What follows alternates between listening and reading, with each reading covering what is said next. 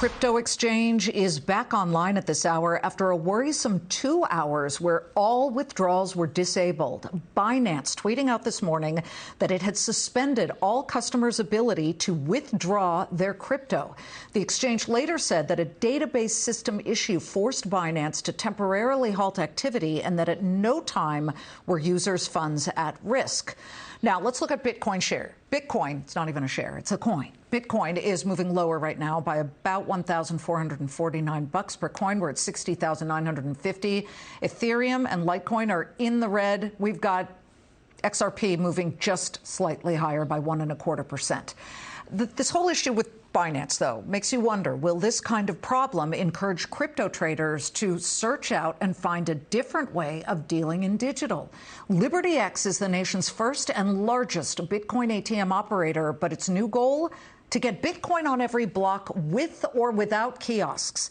The company's app enables people to buy Bitcoin at thousands of CVS and Rite Aid locations, and they are in a beta testing version with 7-Elevens.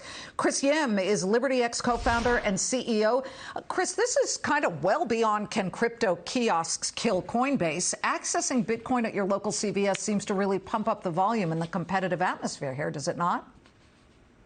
Yeah, what we found is that people are inundated with different investment opportunities, products all the time, and to really compete, you have to bring convenience and trust to the consumer. And what we found is, ironically, big banks have figured this out. There's a reason there's a Bank of America, Chase, what have you, pretty much every block. It's because people associate that with trustworthy businesses, and we wanted to do the same with this new technology in Bitcoin. Well, you already have 22,000 ATMs in 45 different states. This is different. This is an app where if you download it, you have it on your phone, you can walk into, as I understand it, a CVS or a Rite Aid and buy Bitcoin. At some point, hopefully, you'll be able to, I would imagine, sell it as well. But tell me why I would want to do that versus sitting in my home at a computer going on Coinbase and purchasing this stuff. What is the advantage and the edge? Sure. So there's really two main differences, I would say. The first is instant delivery. So when you buy from us, you get the Bitcoin immediately delivered before you leave the store. This is different from an online exchange where it might show up in your account, but if you actually try to withdraw it, it'll take 7 to 10 days. And that has to do with the time that it takes to do an ACH transfer. Whereas an in-person debit card transaction or a cash transaction is instant, we're able to offer that settlement immediately to the customer.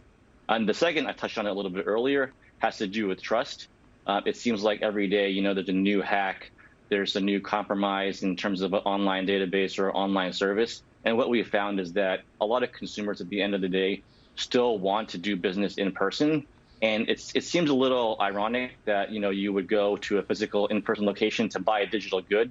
But we've had tremendous success with exactly that because people get to see either an ATM in front of them at the same store they've been going to for many years, or they're able to pay money to a cashier and have a little more confidence that their money just didn't vanish somewhere. Well, the timing is quite stunning to have you on today when Binance had this situation earlier today where they suspended all customers' ability to withdraw. It was a relatively short window of time. Arguably, it could happen to anybody, but this is what I'm hearing you say gives you the advantage. But what about, why would you leave onto the table the advantage of the fees? You guys charge just, what, $4.95 per transaction, and yet when people go on to Coinbase and they want to buy a certain amount of Bitcoin, they're hit really hard, as I understand it, with mining fees that are sometimes more than $100. Yeah, I think this is where a portfolio approach makes a lot of sense. I think some people just like the convenience of buying it from their home. What we found is that Bitcoin, the audience is so broad that the use cases and the desires of a lot of the consumers vary. So our goal is just to make it more trustworthy, more convenient, so that we're able to get more and more people into the space. I mean, the matter of the fact is, right, most people don't own Bitcoin today. We would like to change that, and we think that with our footprint, we're going to be able to meaningfully achieve that. But Chris, how do you get around the mining fee? Are you guys absorbing that, or you got to explain this to us? Yeah, sure. So a lot of the exchanges, every time you buy Bitcoin and withdraw it, they send one transaction.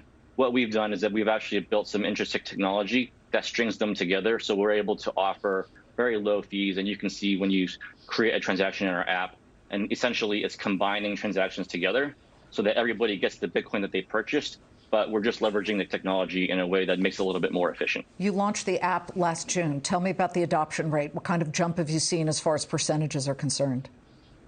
Yeah, one thing that's been incredibly exciting is people think that Bitcoin is only used in major metropolitan cities, whereas we have really good insight that, you know, the small rural town of 5,000, 10,000 consumers has consistent consumer demand, and it's really across the board.